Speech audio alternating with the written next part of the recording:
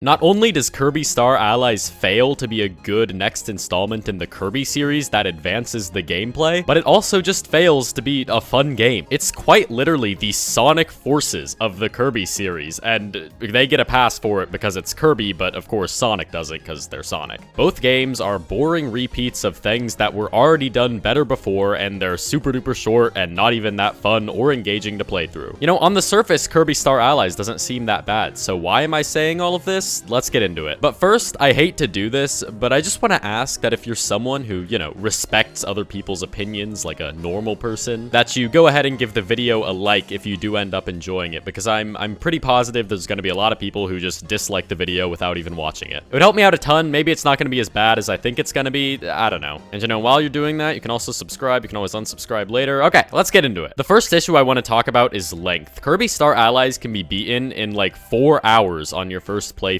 Here's the thing, when I was playing through Kirby Star Allies, I beat the first world, and I thought, oh, well, you know, it'll get better as it goes on. That was just the first world, right? And the last game, Planet Robobot, had 6 worlds, so when they made the jump to the Switch, then they had to add at least some. So I bet that there's gonna be like 8 whole worlds. There's going to be 8 whole worlds. There are 4 worlds in Kirby Star Allies. Even if you go for all of the extra collectibles and switches and stuff and play all the extra levels, it doesn't take that much longer because most of the collectibles take like 3 seconds out of your way to get anyways. Now, I don't have an issue with games being short as long as what's in that time span is like actually good, but Kirby Star Allies fails at this too. Let's take a look at Portal. It's probably my favorite game of all time. It's around the same length as Kirby Star Allies on a blind playthrough. The difference is, instead of being a generic platformer that's been done over by its own series 4 times by now, Portal not only has some really great puzzles that keep you thinking, really great writing, and an amazing story that keeps pushing you forwards, but it also has a portal gun. I think the first time I beat Portal, I literally just, while the credits were playing, just said, like, wow.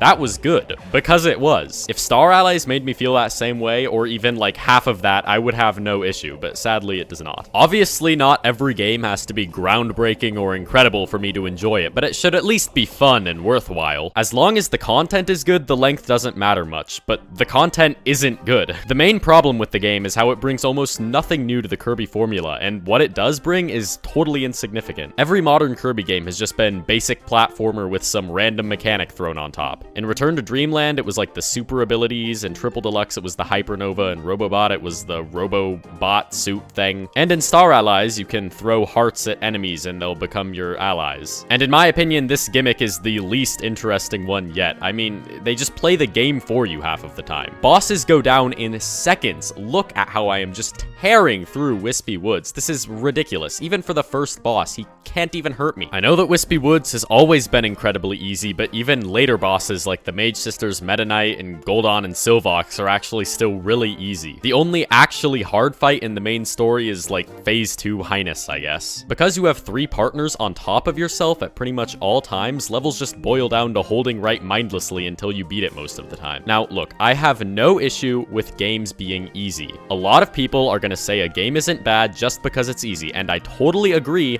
except for in this case, like when it's so easy that you don't even feel like you're playing a game half of the time. For example, let me show you my least favorite part of the game and what I think's the best example of the game just being mindlessly easy, the puzzles. If you can even call them puzzles, really, because they aren't. Let's take a look at this example. You walk into the room, it gives you both of the power-ups you need that you've already had ample time to get earlier on in the level, but you know, maybe they just want to make it easier, and then it tells you exactly what you have to do and where you have to do it, and then it solves the puzzle for you, and that's it. Pretty much every single puzzle in the game, with a couple of exceptions. There are some exceptions, but they're very few, are like this one. I didn't really take issue with Planet Robobot and Triple Deluxe because they at least had engaging puzzles for the collectibles where you actually had to think to get them. Like, yeah, the levels overall were pretty easy, but if you were going for 100% like I was, then there was some actual challenge in getting all of the collectibles. But Star Allies has no challenge in the main game or the collectibles, which makes it the weakest of the 3 in my opinion. So that was all about the story mode. The gameplay is really weak, it's a super short mode, the puzzles aren't fun, and it's just mindlessly easy. So what else does the game have to offer besides side story mode. The next main mode is the guest star mode, which lets you play through a condensed version of the story mode as one of the side characters. The main difference is that there's no world map, so it feels more just like one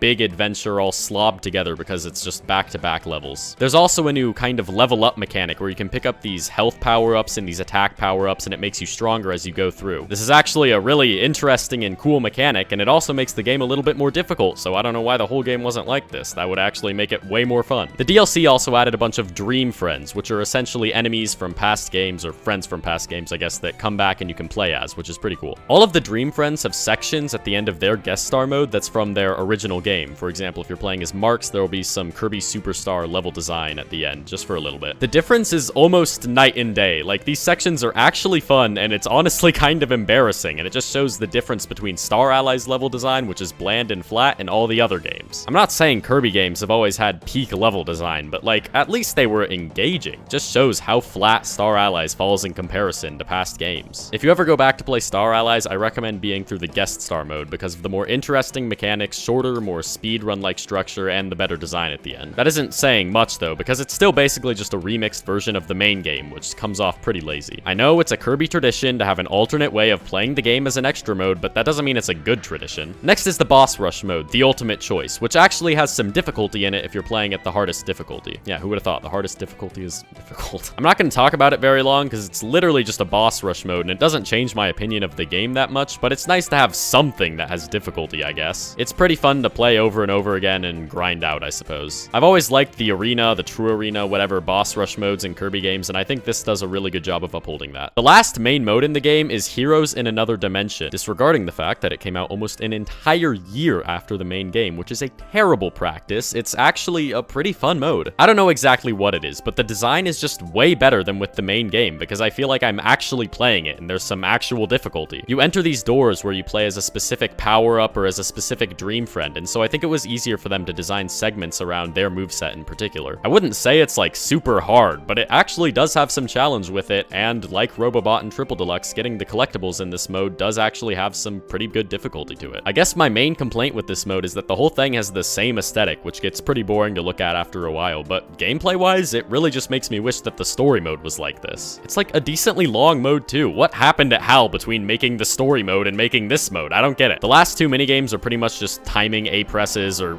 repeatedly mashing, which is kind of disappointing. Kirby games have always had some minor side games, but recently they've become more intricate in the past few games. So much so that the ones from BillehBawb and Triple Deluxe were made full games on the eShop. So I guess it's just kind of disappointing that for the next game in the series, we regressed back to the level of sub-games we had in Kirby Superstar. It's not that big of a deal though, I guess. I guess I should probably talk about something I like, so let's talk about the presentation. I absolutely love the art style that they used for the UI in this game. I mean, literally just look at my channel. My banner is, I mean, look at it. And then my profile picture is like one of the little ability icons. I absolutely love the style. You know what else I love? The dot gradients that are literally everywhere. I don't know what it is.